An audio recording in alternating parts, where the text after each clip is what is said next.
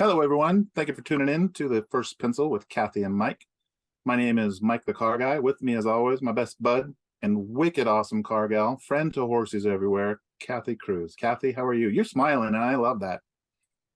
It's always great when you're starting with a smile. Yeah.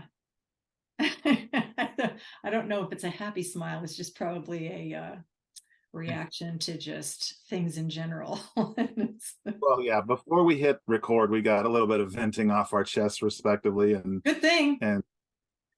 Yeah, good thing. I think, Kathi, I know you've had a tough situation in purchasing a vehicle this year that, still leaves a little bit of bad taste in your mouth. And I'm just coming off of yet another experience that was less than positive with a number of dealerships. And it's kind of crazy. It was just pointed out to me recently how hopelessly naive I can be on hoping that our business can be better. And that's actually very, very true. And in most aspects of my life, I'm incredibly cynical. I really am. I don't trust people. I don't take things at face value. Oftentimes, my wife will tell me I'm the world's only living heart donor. She says, I donated my heart to science long ago and nobody told me because I just don't seem to care. And yet, when I'm dealing with car business people, GMs and dealer owners and such, I kind of suspend that. And I hope beyond reason, beyond any real data or history or experience, I hope that they'll see the light and they'll become better people. It's kind of funny. Mm-hmm. Yeah. But the truth is, it's probably not going to happen. But I'm still going to keep sharing information that I think might be beneficial to folks. And sometimes, you look at there's 17,000 franchise dealerships in the United States alone right now, 36,000 used car stores, but 17,000 dealerships. And realistically, I think if we sat down and jotted out a list of the dealers that get it, that are really forward thinking and doing some incredibly, progressive stuff, there's what, a dozen? Yeah, I'd say a dozen, maybe. Um, yeah, I don't have that. I used to have that, but it got worn down and beat the shit out, and now it's gone. I don't have any hope. I do wish there's a kernel of wishing, but I don't apply any energy to it because I just, especially after the last few years, the last maybe, 8, 9 years, it's just not it, or even it's even worse than the last since COVID started. Since COVID, it's been terrible. I am appalled, I think honestly. the industry back a good 20 years. We Yeah, have made some as a whole. before it used to be that I was talking to somebody about this the other day. It used to be that the factory, because it's a franchisor franchisee relationship and it's supposed to be, partnership. And I'm sure both sides think that, well, for sure the factory thinks that's the case, I guess, the people that like the district managers and things. But now there's sort of an adversarial component to it, and the fact that many people will agree with me that are in marketing know that the factory can be a competitor online with the dealer, right? If they don't look out, if they don't know what they're doing, or they don't have the right stop gaps in place, you can compete with the factory rather than. And then there's also the component of having quality training for the all the staff, not just salespeople, but the training part of it. That reflects like the branding, right? I'm from Highline mostly, so BMW had a lot of that. Lexus has that. Mercedes, where you learn the brand, not just the vehicle, right? What the brand attributes are and how to promote that. But all that's gone now. All that's like gone. And I don't know whether it's not one thing. I think there's a lot of components to it. One is that COVID, they downsized employees. And when you downsize employees, that means you downsize programs. And so I don't think the programs have ramped back up, and I don't know if they're going to. I think somebody asked me the other day, the same conversation, which for the life of me, I cannot remember who I was talking to. It might have been our friend Bill Playford. But I think that I think the factory, because the factories never really wanted dealers per se. It's like a necessary evil if you ask Right. a lot of them. At the end of the day, the But I factory think what they doesn't want, care which dealer you hang on, buy from. They just buy their product. let me finish. The what they want now is a they want to do away, they want direct to consumer. Sure. So their hope, they would love that to happen. They've tried in the past and they're trying again now. Yeah. Yeah. So when that becomes the focus, and there's, I mean, I'm just looking at the evidence, right? There's not much training per se. I mean, there is, but not like there was. And now we've got these absolutely abominable employee, well, employee too, but customer experiences. And it's not necessarily in the factory's benefit anymore to change it. No. It really isn't. They're selling cars regardless. You know, when I was a salesperson, when a new product would come out, it was pretty easy to get caught up in the hype of that, because they would do these offsite events, these huge ride and drives where they would just, you know, pummel you with hype, with, you know, hype about the culture of the company and how this product got created, the design phases of it. By the time they took you outside to start driving them, you were like pumped. You couldn't wait to get back to the dealership and start selling them, because it was such a great product, whether it was the new Ranger or you know, the Hyundai Elantra. It didn't matter what it was. They did a really good job of psychologically just getting you ramped up for it. Now, due to costs and all that kind of stuff, you know, new product just arrives at the dealership, and if you're lucky, the zone rep will pull in and kind of talk to you about what makes it special or unique or what's new, you know, in 15 minutes, and then he's out off to the next door. You don't have that same build up for it. So it's just, the factory really only cares about selling their brand. They don't necessarily care where you go to buy it. As long as you buy a Ford, a Honda, a Mercedes, they win. The individual dealers are left to their own to try to encourage you to buy from them.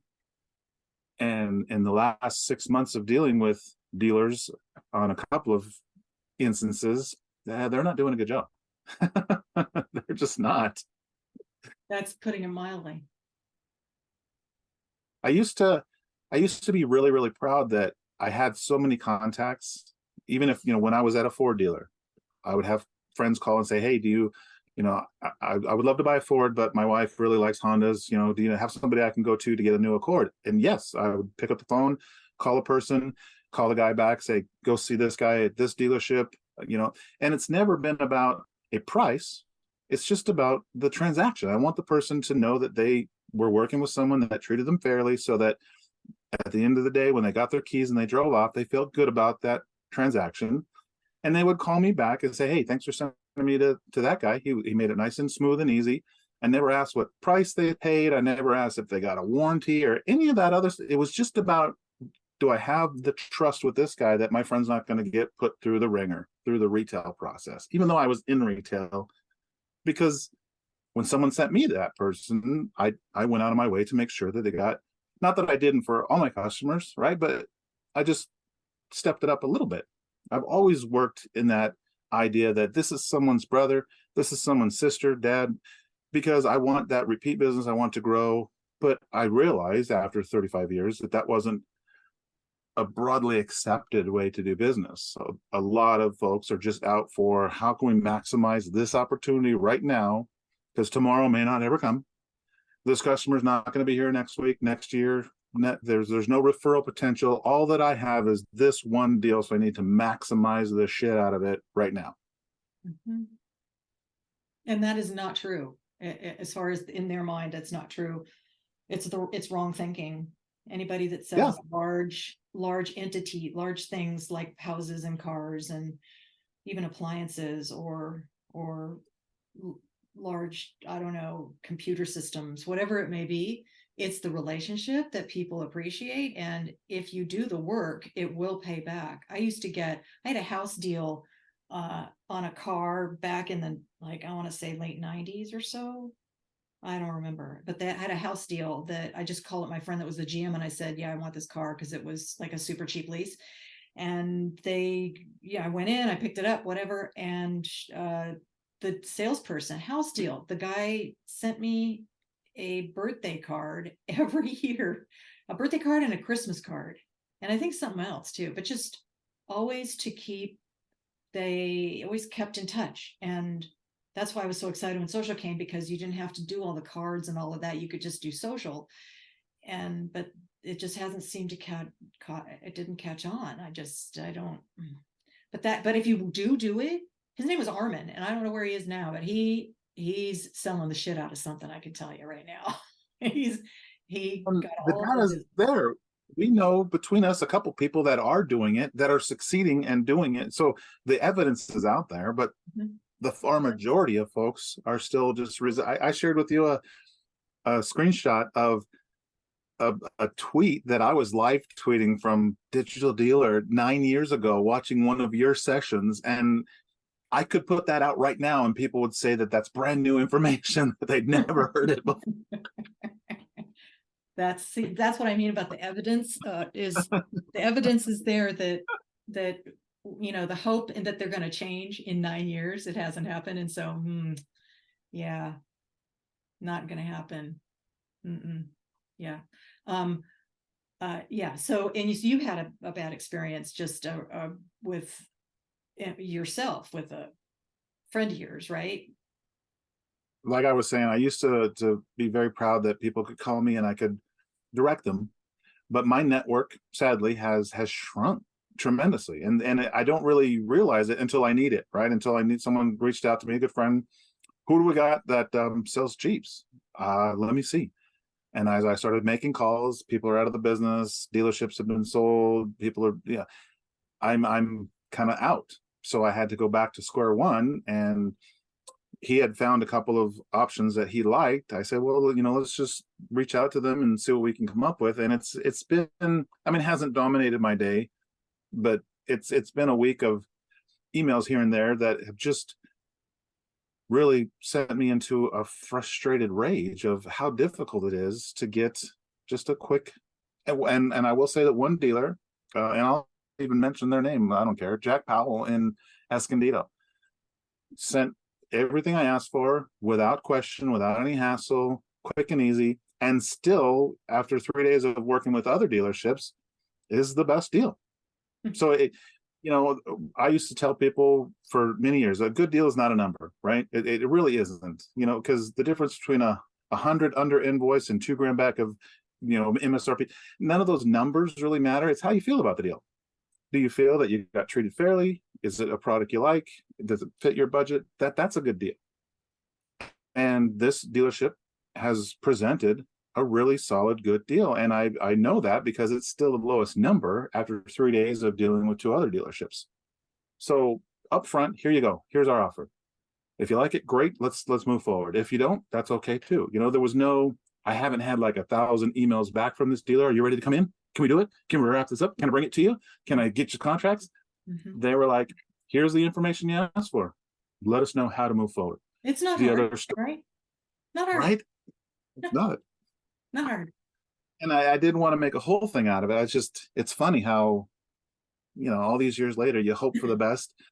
And then you're like, yeah, it still hasn't changed. That's why people look at me that way when I say I'm in the car business. I get That's it. right. I get And it. your experience, having known a little more of the details, is exactly what happened to me with Donna Lee's truck. It's the exact thing. I kept screaming at the guy, stop trying to retail me.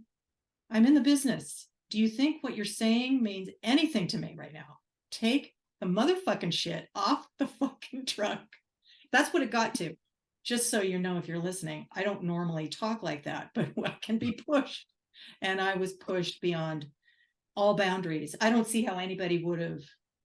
I don't know. It was the fact that they had the truck that Elizabeth wanted, and it was going to be a pain in the butt to find it again. And I think that's what was just making me stay, But those days are coming to an end if they haven't already. In other words, like even now, because that was a couple months ago. You're at inventory coming back. I just sat in on the Cox Automotive third quarter Industry Insights, I think it's called, and sales forecast.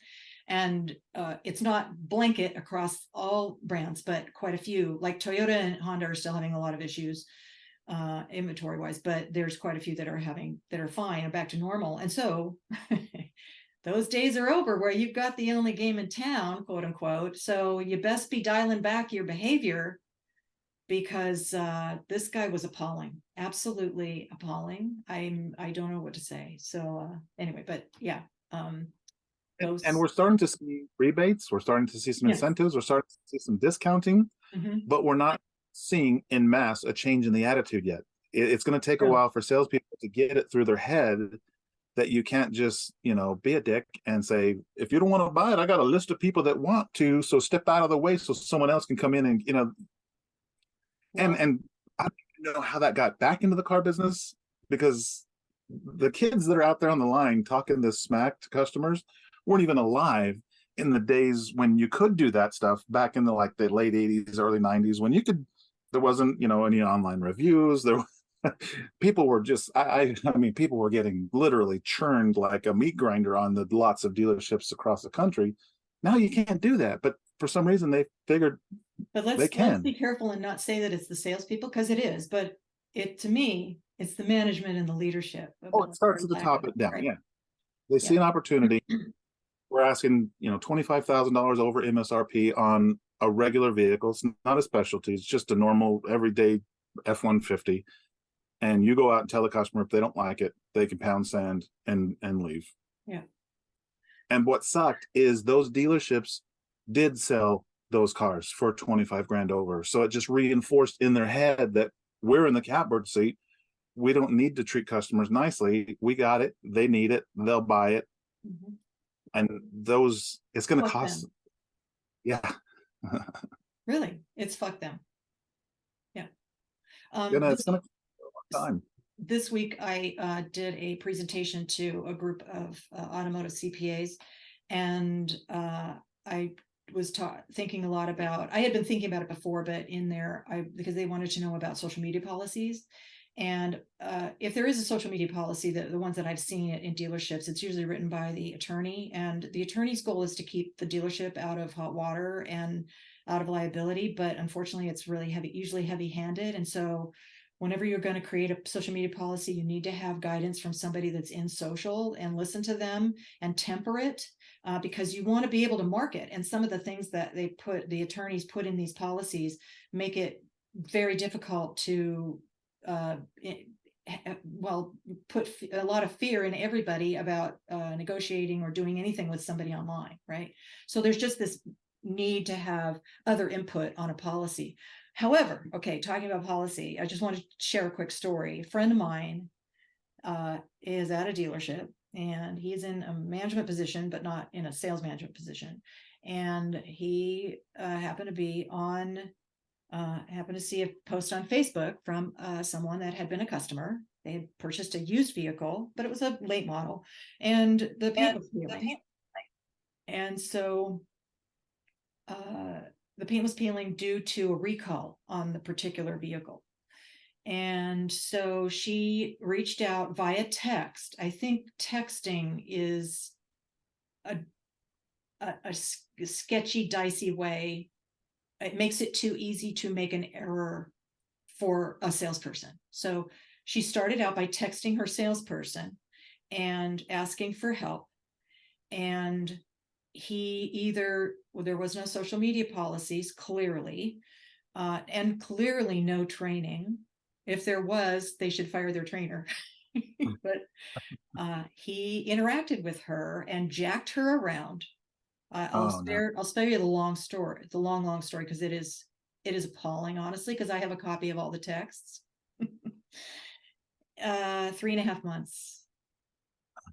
Oh no. 3.5 months of texting this salesperson back and forth, this poor customer. It was actually the customer, but the person that put the post on Facebook, after this 3.5 months time had gone by, she made a public post on Facebook. It was the gal's mom, and just had 22 pictures of the vehicle and the paint problem. And it was a recall. It was a vehicle recall, which could be easily remedied, as we know. You simply arrange it and get it done. And they had promised a repaint to her in the deal. Oh no. Written down on the due bill, I believe. I think it's on the due bill. It's another state, so I'm not sure the exact paperwork, but it was definitely in the deal. Yeah. So then she had, I think there was about 40 different comments and quite a few shares and quite a few likes and things and people commenting. And one of the ones that It can stood take a out life to me of its was, own. huh? It can take on a life of its own once it gets Yeah. to public. Yeah. So one person had said, I know where not to buy my next car. And the danger in that, because the person already said that, but then you have this whole audience of probably hundreds of people that see that and go, yeah, because it's a social kind of I forget the word, but just a social back and forth. When we see a human say something like that, it strips away any kind of like perception we had before. And then we see that and go, that's not a place not to buy a car. Oh yeah, you're right. That's not a place to ever buy a car. That's what you unconsciously think. Yeah. So, but the salesperson at the end of all, it never got resolved. After 3.5 months, and the end of the text was, well, this is what the salesman said. Well, I did the best I could do. I did what I said I would do. And the excuses he was giving her were just, like I said, either lacking any training, lacking any care, but no social media policy. Because if there was a social media policy, it would have been looked upon as a crisis, and then it would have been TO'd to somebody Escalated. that could handle it, that has the ability. I don't say that salespeople need to have customer experience or customer satisfaction ability per se. It helps, but most car salespeople are there to sell, and they don't have that. And so you hand it off to someone that does, and save the deal, because you could have turned her into a customer for life, and they had the opportunity and completely squandered it.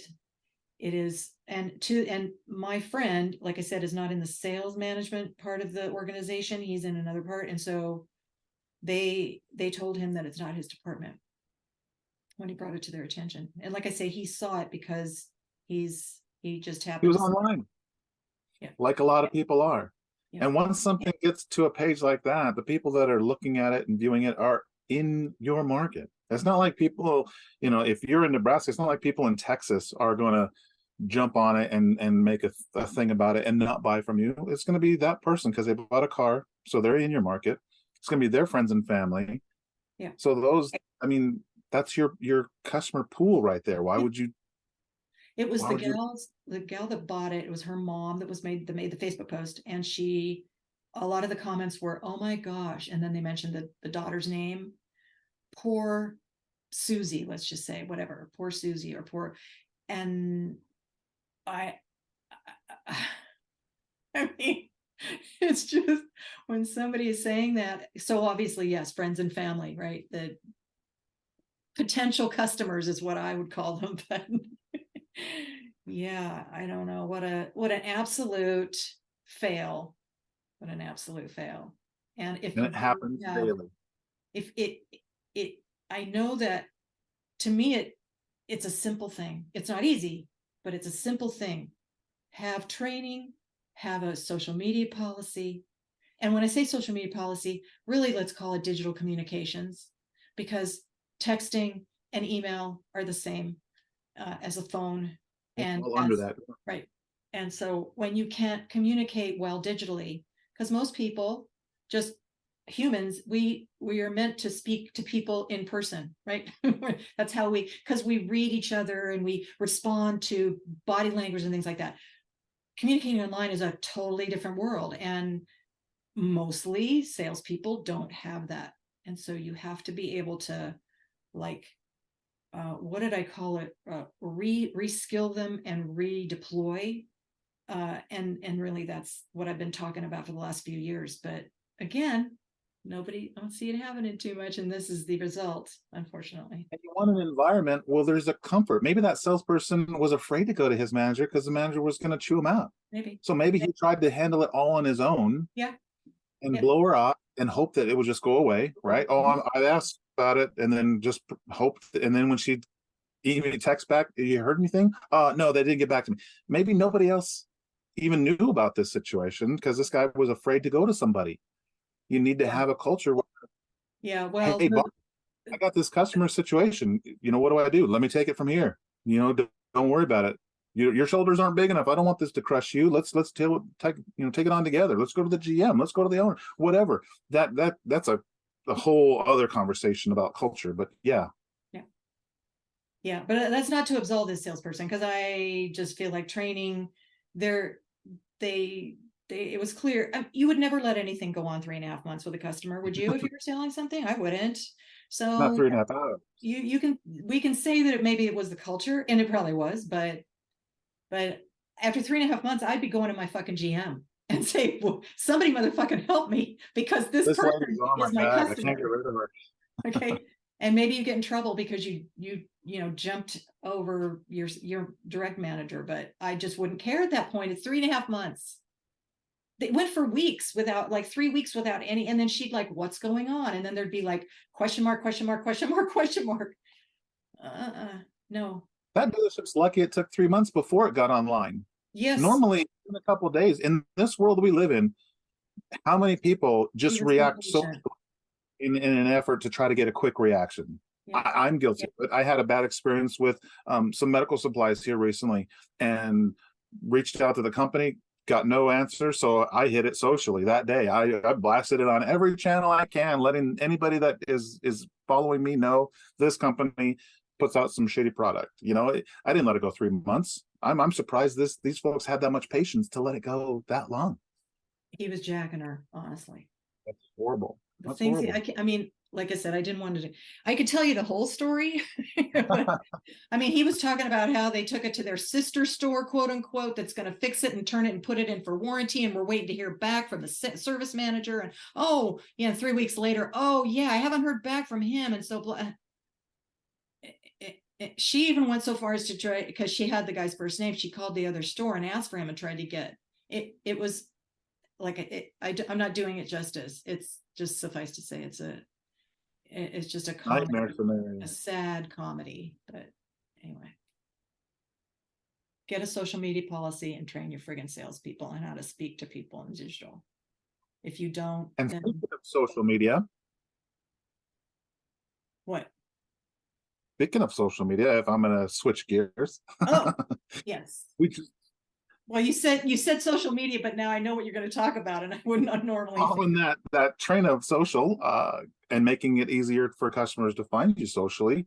Yes. One of the things we talk about quite a bit is the importance these days for any business. I know a lot of times we're so focused on automotive, but when you look at something like a Google business profile, it really doesn't matter the industry.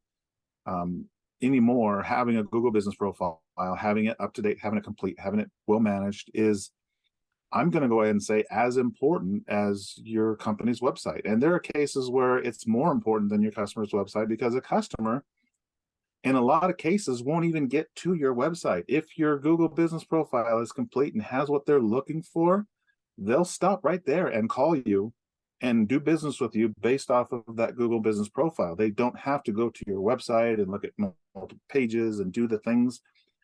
So it's critical. If you're in any kind of business, having a properly maintained Google business profile is paramount. It's free, right? We've talked about that over the course of the last year and a half. It's easy to manage. It takes a few minutes. It's not something you got to look at every day. But here recently, something that really excited me, and a lot of times I find stuff just because I'm in there dinking around, or I'm like, the people I follow that are really focused on Google, they'll say, oh, by the way, did you know that Google rolled out this thing? Google doesn't share it. Google doesn't send out like announcements saying you can do this now. It's people that are using these profiles that discover things, and they share it in that little group. And luckily I've followed some people that are really good at it. But this one I found on my own. I was in my Google business profile for one of the companies I help consult with. If you go to your Google business profile and you open the edit information box, you scroll down, you'll see your business address, your business phone number, the business website link, And right beneath that, some of you may see, and some of you won't yet, but it's rolling out. So by the end of October, everyone will have access to it. But you'll see a box that says social links. And if you go and click that and open it up to edit it, it will allow you to manually put in the links to your Facebook, LinkedIn, Twitter, Instagram, Pinterest, and TikTok pages that you have for your company. Prior to that, if Google, their algorithm and spiders and all, if they found social profiles that matched like your address and phone number and certain criteria, they would include that social link on your business profile automatically, but you had no say in it. And if there was something that wasn't there that you couldn't add it to it. Now you can. It's just been rolled out within it started in September to my knowledge. So, and they've said that everyone will have access to it by the end of October. Before we click play, you were looking at some of the profiles you have access to, and you said you didn't see it yet. Mm-hmm. But I can see it on 20 profiles. So I'm hoping that it'll get out there. And it's pretty cool. It really is, because not only does it help in search, obviously, the more links you have to that business profile, it legitimizes you, gives you ranking ability. It does all that cool stuff. But again, I mean, why have those profiles if you don't want people to follow you online? So the more access they have to those different things, the easier it is for them to find you. There are people that like Instagram, right? There are people that like Facebook. Having them all in one place and letting customers, oh, they have an Instagram page, click it over to it. It's really handy. It's just one of those little things that makes a big difference. And all those little things add up to being hugely important.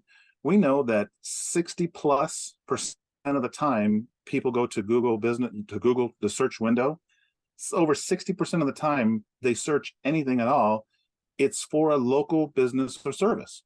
60%. That's over half the time people are on Google.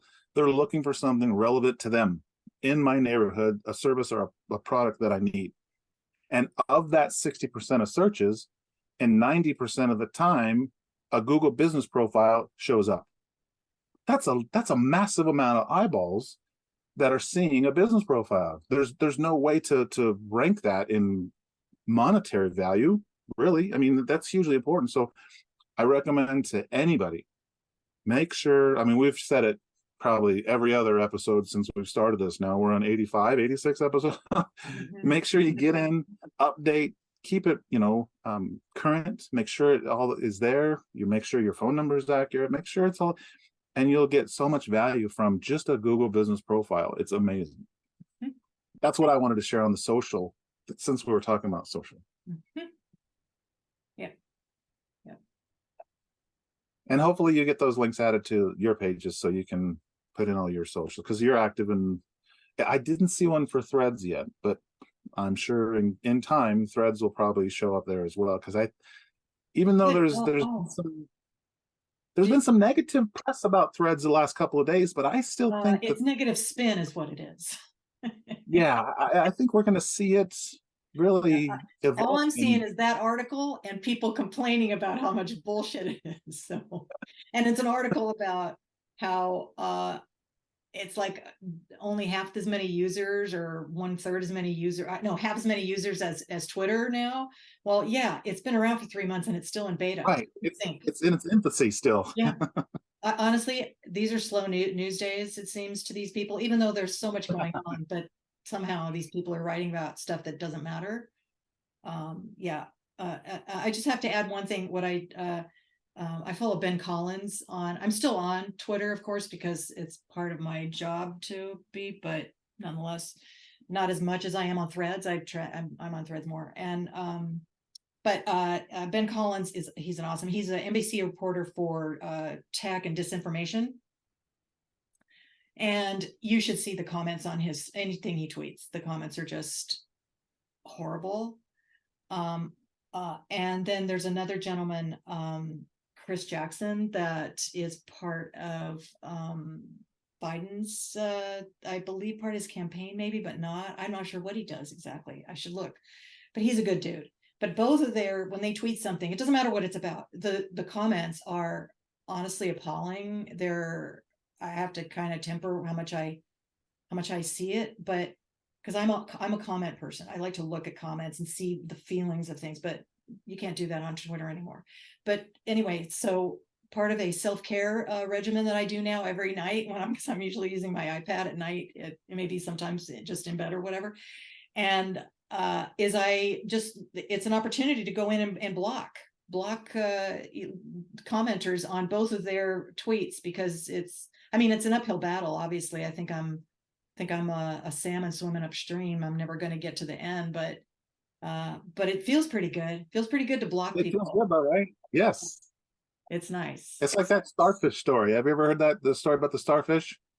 No. There's a guy walking down a beach in Mexico, and as the tide came in, all the starfish get brought up to the sand, and he sees this guy. He's picking up the starfish and he's flinging it out into the water.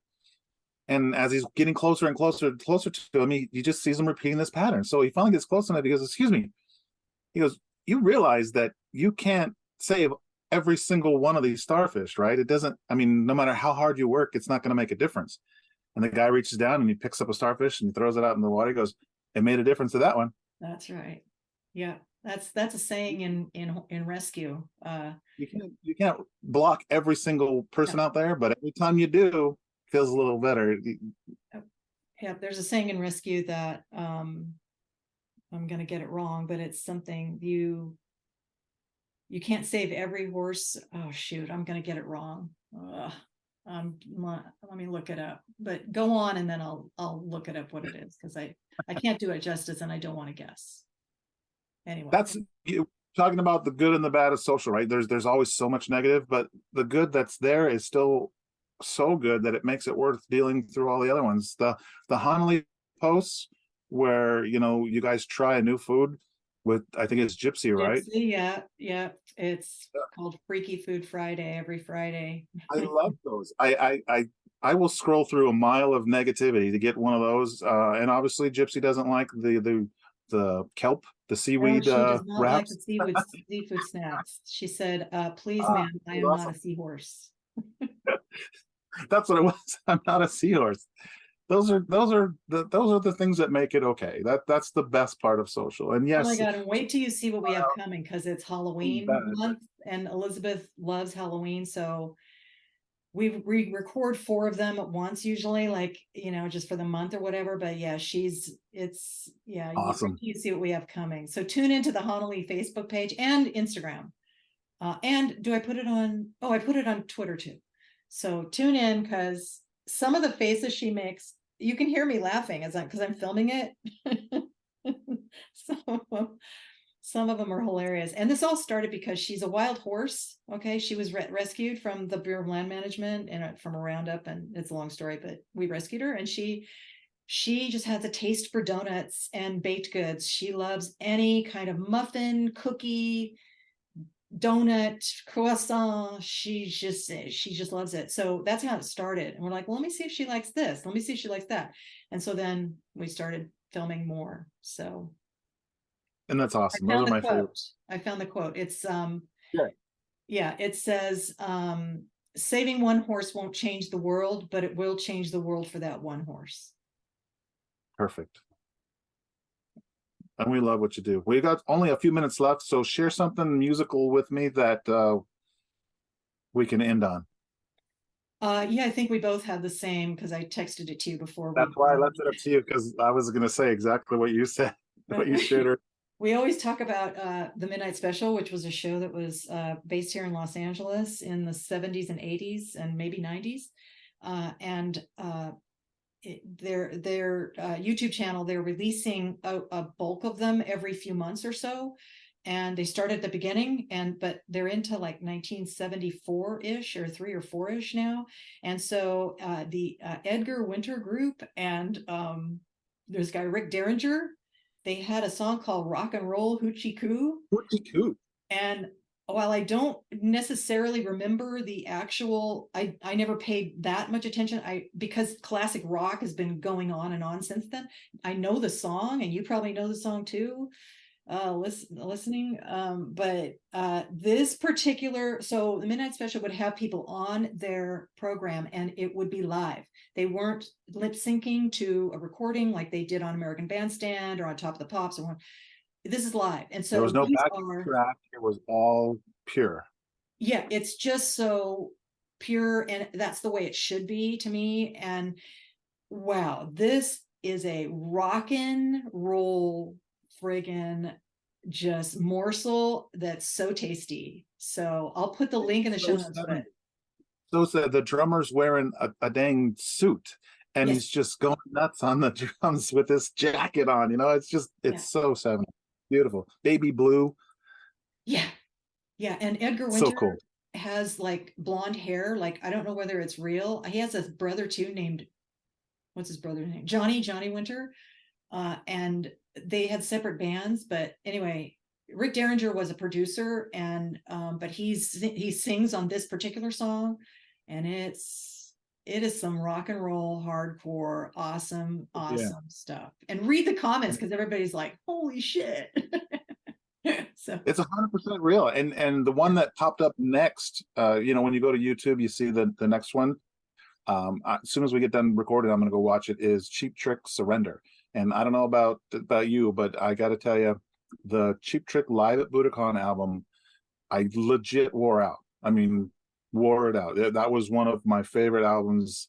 And I was, just a wee lad when that one came yes, out. That was before I really got into the scene in the late 70s, early 80s, and I started going to see live, acts here at bars and clubs in LA. yeah, Live at Budokan was just one of my yeah, favorite albums. yeah. And they have Surrender live on the Midnight Special, so I'm gonna go check it out. I mean, I can't. I'm gonna look at it. I'll do it too because that's everything on this channel. It's wild. It's wild that it's all. I think we mentioned it like when we recorded last about David Bowie, which is a whole nother. Because while you're on there, check that out too if you haven't. It's crazy. I wish we had something like that now.